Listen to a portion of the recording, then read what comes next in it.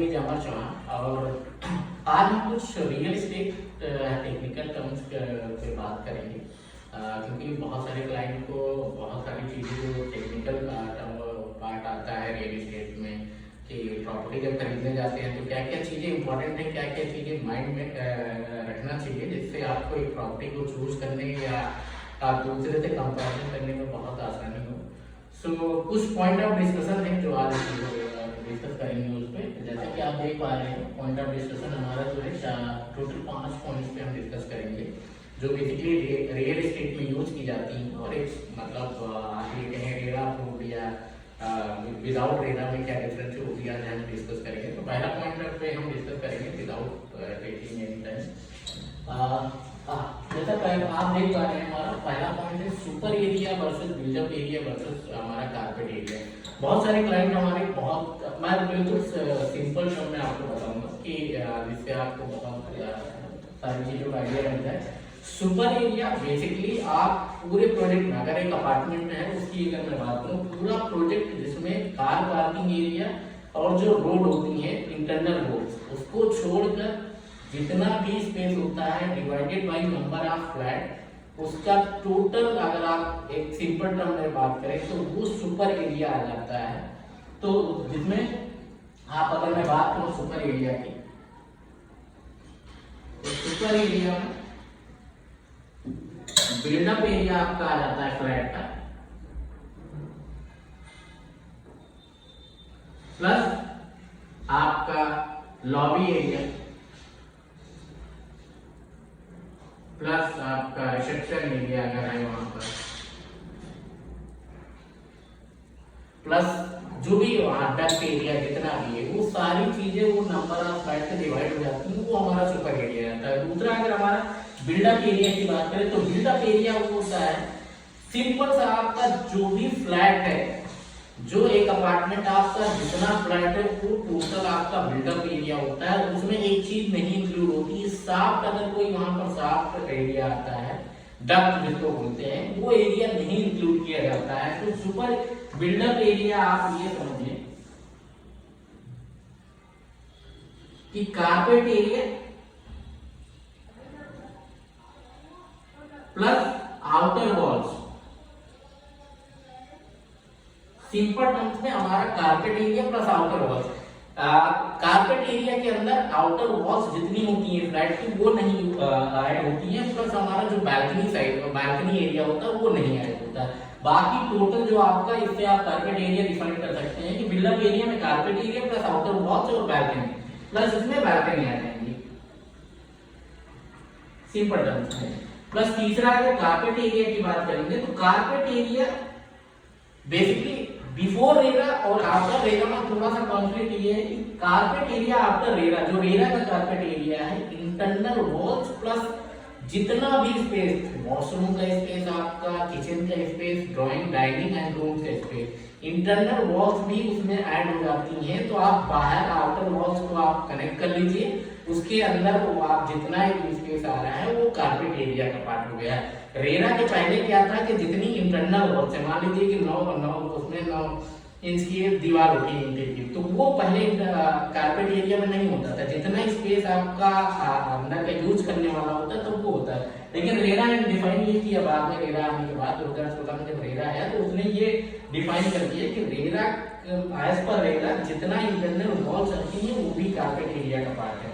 तो हमारा ये पहला पॉइंट ऑफ डिस्कशन टोटल बहुत सिंपल टर्म है जिससे आप सभी जो लोग बहुत आसानी से समझना चाह रहे हैं वो समझ सकते हैं कैसे क्या चीजें इसमें आ सकती है। दूसरा हमारा जो पॉइंट ऑफ डिस्कशन का पार्ट है वो है सबसे इम्पोर्टेंट, बहुत सारे लोग इस पे बहुत ज्यादा कंफ्यूज होते हैं, लोडिंग फैक्टर। आज की डेट में जितने भी बिल्डर्स हैं सभी की लोडिंग ऑलमोस्ट डिफरेंट होती है, कोई भी सिंगल लोडिंग पे काम नहीं करता है। लोडिंग फैक्टर एक आज के आफ्टर रेरा जितने भी बिल्डर हैं नॉट इवन से सिंगल मार्केट ये पूरे रेरा मतलब ऑल ओवर पैन इंडिया की बात कर रहे हैं, सबका डिफरेंट सेगमेंट होता है as per construction.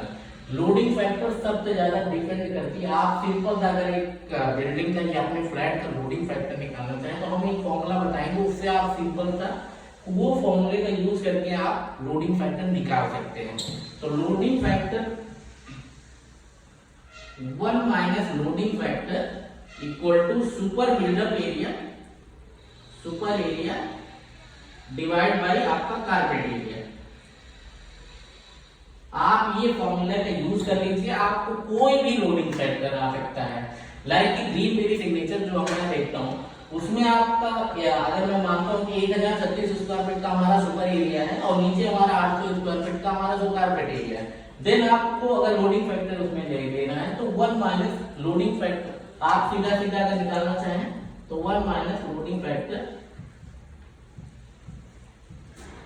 1036 divide by 796, तो इसको आप ऑलमोस्ट मान के चलिए कि हमारा आ जाता है 1.69 के आसपास में। तो टोटल अगर आप लोडिंग फैक्टर की बात करेंगे तो 1 से माइनस कर देंगे तो लोडिंग फैक्टर हमारा हो जाता है ऑलमोस्ट 29%। तो ये टोटल हमारा लोडिंग फैक्टर, आप इसको सिंपल सा कैलकुलेशन है, आपको इस फॉर्मूला का यूज कर सकते हैं, आप निकाल सकते हैं। फिर अगला हमारा जो पॉइंट ऑफ डिस्कशन है वो बहुत इंपॉर्टेंट है, ये बहुत ही टेक्निकल टर्म है, ये किसी को भी मतलब ऑलमोस्ट जो 80% में इसके बारे में बिल्कुल भी नहीं जानते हैं। तो ये आज की डेट में मतलब बहुत इंपॉर्टेंट हो चुका है। किसी भी लग्जरी प्रॉपर्टी को लेने के पहले आपको ये जानना पड़ता है कि उसमें जो डीड बनती है, जो बिल्डर बायर एग्रीमेंट बनता है, उसमें क्या लिखा होता है, MCLR रेट इसको बोलते हैं। इसका जो अगर मैं बात करूं फुल फॉर्म जो होता है marginal cost of land based funding rate. तो ये पूरा जितना है MCLR रेट का जो मैं आपको लिख देता हूं, marginal cost of fund based landing rate, ये सबसे ज्यादा इंपॉर्टेंट होता है। ये एक्चुअली MCLR रेट जो एक बेसिकली RBI इसको लॉन्च करता है हर एक एरिया में, मतलब हर एक सिटी में आता है, सिटी के अंदर फिर हर एक एरिया का जो लैंडिंग रेट है वो डिफाइन करता है बेसिकली RBI। ये गवर्नमेंट ऑर्गेनाइजेशन के थ्रू सारी चीजें की जाती हैं। इसका सीधा फंडा ये होता है, जो भी RBI जहां पर भी जो लोन प्रोवाइड करता है लैंड को लेकर या अपार्टमेंट में जो भी बिल्डर्स को प्रोवाइड करता है, इसका सीधा सा एक वो है कि जो वो लैंड है वो उसके MCLR रेट से नीचे नहीं बिकेगी। मतलब जो सर्कल रेट है वो MCLR रेट के नीचे नहीं जाएगी। अगर RBI या कोई भी बैंक उसको लोन भी देगा तो MCLR रेट से नीचे नहीं दे सकता है। Marginal cost of fund based landing rate इसका फुल फॉर्म होता है और ये डिफाइन करता है कि आपका जो रेट ऑफ इंटरेस्ट चल रहा है, जो RBI आज के डेट में हो रहा है, हर एक बैंक को इंस्ट्रक्शन देता है या जो भी चीजें कॉन्टिन्यूअस चल रही होती हैं। इसका सीधा एक और बहुत बड़ा एडवांटेज है कि कोई भी क्लाइंट अगर वो ये समझ सकता है कि उसको अगर मान लीजिए कि कोई बिल्डर लेट करता है पजेशन को लेकर, तो उसका जो मुआवजा होता है वो कितने % मिलेगा, तो वो हमेशा जो डीड होती है या जो एग्रीमेंट होता है उसमें MCLR रेट के अकॉर्डिंग ही आपको वहां पर जितना बाउंस बैक होता है वो देता है। ये चीज हमेशा मेंशन कर दी जाती है। तो ये बहुत इंपॉर्टेंट एक पॉइंट है। अगला जो हमारा पॉइंट है वो ऑलमोस्ट आज की डेट में सभी को पता है, बहुत सारी चीजें हैं, लेकिन उसमें रेरा ये भी एक गवर्नमेंट आज की डेट में बहुत ज्यादा एक्टिव है, रियल एस्टेट रेगुलेशन एक्ट, इसको आप जानते होंगे। लेकिन रेरा 2016 में जब रेरा इन्वॉल्व हुआ तो उसके बाद उसके पहले की सारी चीजें आज की डेट में रेरा पता तो है कि रेरा के हिसाब से पोजीशन जो डिसाइड करता है कि बिल्डर को लेट नहीं करेगा, लेकिन उसके कुछ और भी एडवांटेज हैं। जो पहले प्रॉब्लम्स थी वो आज की डेट में क्या क्या ओवर चीजें ड्राइव मतलब ओवर हाइट की गई है, रेरा ने जो किया है एक रियल एस्टेट में, जो सबसे बड़ा एक आप कह सकते हैं रेवोल्यूशन हुआ है, तो उसमें क्लाइंट के लिए सबसे चीजें।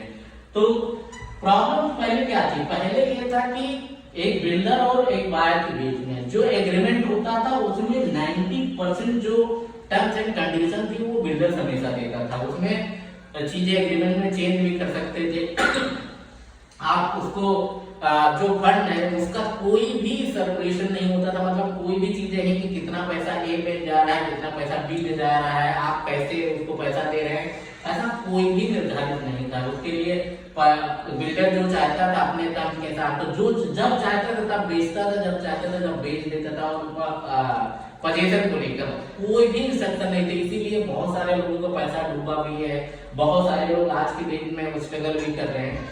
लेकिन 2016 में रेरा के आने के बाद क्या क्या बेनिफिट्स हुए, आप इन्हीं प्रॉब्लम को आप ये समझ सकते हैं। जो पहले प्रॉब्लम थी वो बेनिफिट्स में आपको दिख जाएगा कि ये चीजें कर रहेगी। पहले सबसे पहली चीज तो आपका पोजीशन, कि इसमें आपको पोजीशन लॉन्चिंग की डेट बताना पड़ता है रेरा को। आप रेरा अप्लाई जब करते हैं, एक बिल्डर आप रेरा अप्लाई करता है तो उसमें सब कुछ मेंशन कर देता है कि कितने % हमारी loading factor, total number of flats कितने हैं, कितने रेट्स में जा रहे हैं, कितना स्क्वायर फीट में हमारा कारपेट एरिया कितना, सुपर बिल्डअप एरिया कितना है, बिल्डअप एरिया कितना है, उसका लोडिंग कितना है, उसकी सब कुछ, उसकी एमएनडीज क्या है, उसका सबसे बड़ी चीज उसकी डेडलाइन लिखी होती है, कब स्टार्ट हुआ है, कब हम बना के इसको हैंडओवर करेंगे। एंड आफ्टर हैंडओवर अगर आप मान लीजिए आपको वो डेडलाइन को नहीं फॉलो करता है तो उसके बाद क्या क्या क्लॉज है, कितने % जो इस FCRR रेट के हिसाब से आपको तो मतलब एक बिल्डर मुआवजा दे सकता है एज पर रेरा, जो भी रिलैक्सेशन है वो आप कर सकते हैं। दूसरी सबसे बड़ी चीज है, आप ये समझिए कि जो पैसे का था, जितना पैसे का मतलब बिल्डर और बायर के बीच में, आप ये समझिए डाइवर्जन ऑफ फंड्स,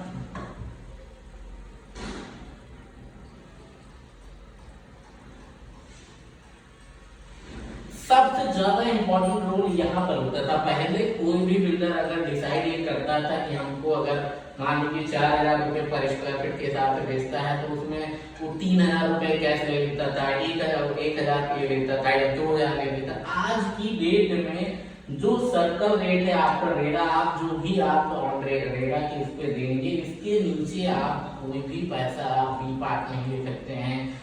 बायर को पता होता है कि हमारा पैसा कहाँ कितना किस पार्ट में जा रहा है, सब कुछ आपको इसमें डिफाइन होती है। सबसे बड़ा ये भी बहुत इंपॉर्टेंट पॉइंट हो गया है। दूसरा जो हमने बताया कि जो एग्रीमेंट बनता है वो हमेशा आज की डेट में 50-50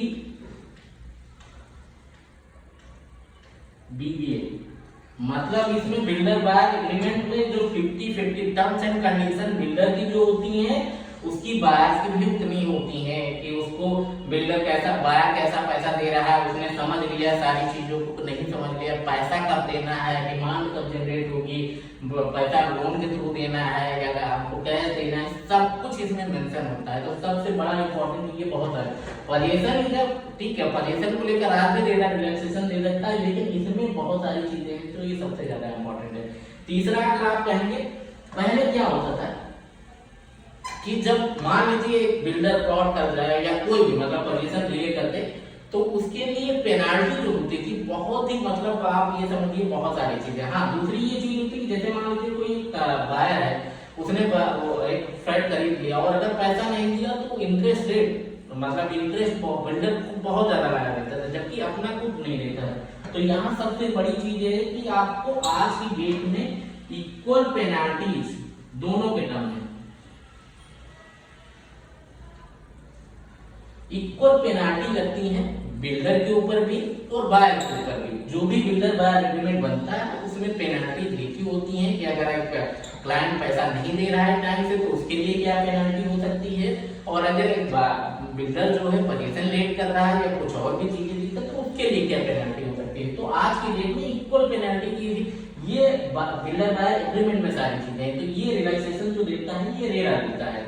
उसके अलावा अगर आप देखेंगे, हाँ, सबसे बड़ी चीज है कि पहले क्या होता था कि हमेशा रेरा आने के पहले जो भी बिल्डर यूज मतलब प्रॉपर्टी सेल करते थे वो हमेशा सुपर बिल्डर एरिया पे करते थे, मतलब जो हर जगह का। आज की डेट में रेरा आने के बाद रेरा ये डिफाइन करता है कि आप जो भी कॉस्ट दिखाएंगे पर स्क्वायर फीट या जो भी आपका प्रॉपर्टी कॉस्ट है वो आप हमेशा कारपेट एरिया पे दिखाएंगे। कारपेट एरिया पे ही आपका जो पैसा है या जो अमाउंट है वो हमेशा बिल्डर को आपको देना है। दूसरी चीज सबसे और एक पॉइंट, कुछ पॉइंट और है सर जो सबसे ज्यादा है। अब रेरा आने के पहले आप कभी भी कोई भी एडवर्टीजमेंट कर सकते थे अपने प्रोजेक्ट का, लाइक कि आज की डेट में मान लीजिए हमने अपना प्रोजेक्ट लॉन्च करना है, तो मैं आज ही सबको बताना स्टार्ट कर देता था या बेचना स्टार्ट कर देता था जो लोग इंटरेस्टेड होते थे।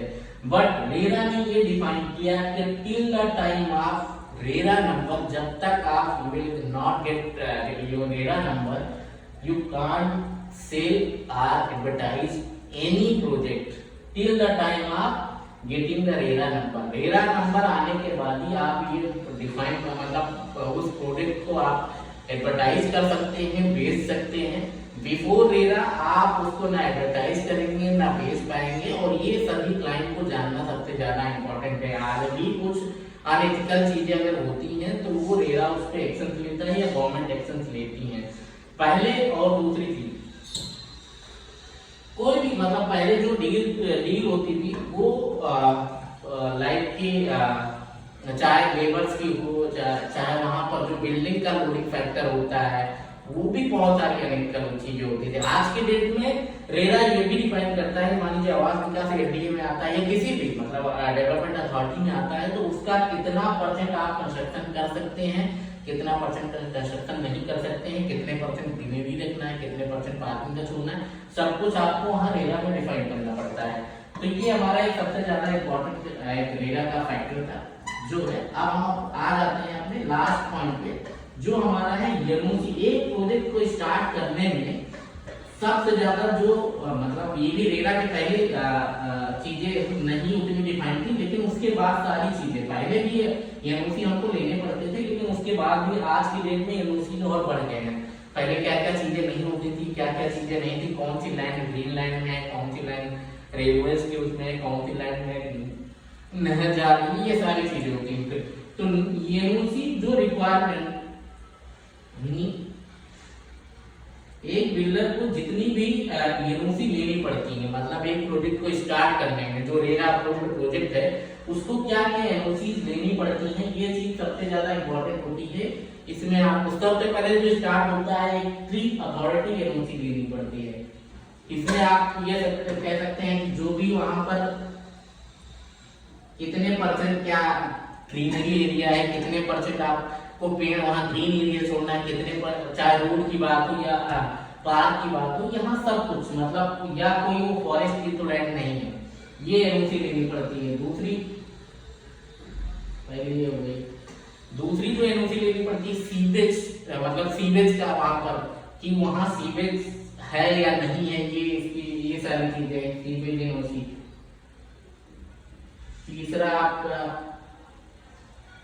तीसरा जो है आपका हाइड्रोलिक, कोई प्लांट वहां पर ऐसा कोई नहीं है, ये आपको हाइड्रोलिक डिपार्टमेंट से, ये भी एक सारी चीजें गवर्नमेंट के थ्रू ही आपको लेनी पड़ती है। उसके अलावा आपका एनवायरमेंटल, वहां का एनवायरमेंटल क्या क्या चल रहा है, मतलब कैसे, ये गवर्नमेंट डिसाइड करती है, एनवायरमेंटल एनओसी लेनी पड़ती है। उसके अलावा आपका एक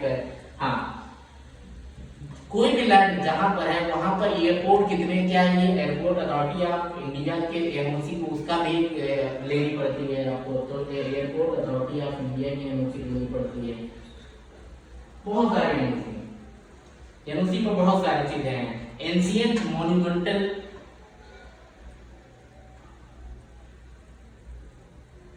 एंशिएंट मॉन्यूमेंटल मतलब वहां पर कोई ऐतिहासिक इमारतें तो नहीं बनी थी जो उसको हम बिल्डर जब बिल्डिंग बना रहा है तो वहां पर उसको दुरुस्त कर रहा है, ठीक है।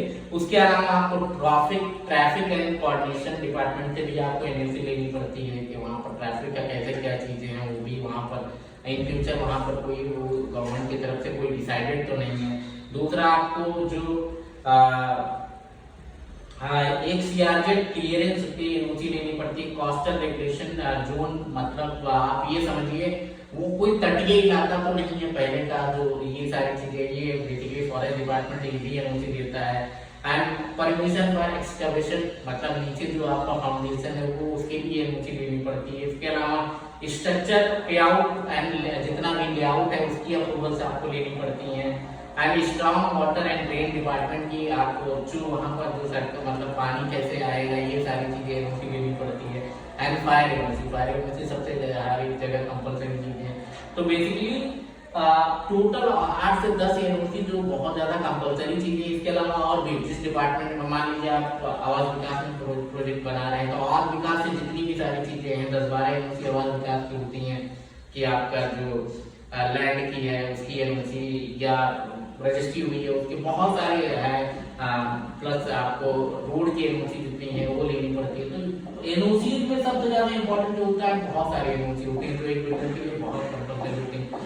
सबसे ज्यादा जो पैसा लगता है आप ये समझिए जो कॉस्ट आती है एनओसी और इसको अथॉरिटी को सारी चीजें डेवलपमेंट करने में वो सारी चीजें यूजर के लिए आती हैं।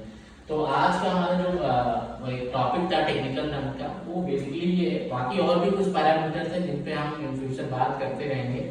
So thank you so much आपको हमारा इतना टाइम देने के लिए एंड आई होप ये जो वीडियो रहेगा ये बहुत सारे क्लाइंट को हेल्प करेगा उनको डिसीजन लेने में और एक प्रॉपर्टी को समझने में कि क्या एक प्रॉपर्टी कैसे लीगल है, कैसे अनलीगल है या कुछ वहाँ है। ये सारे चीज पैरामीटर होते हैं जो एक बेसिक प्रॉपर्टी लेने के लिए जानना पड़ता है।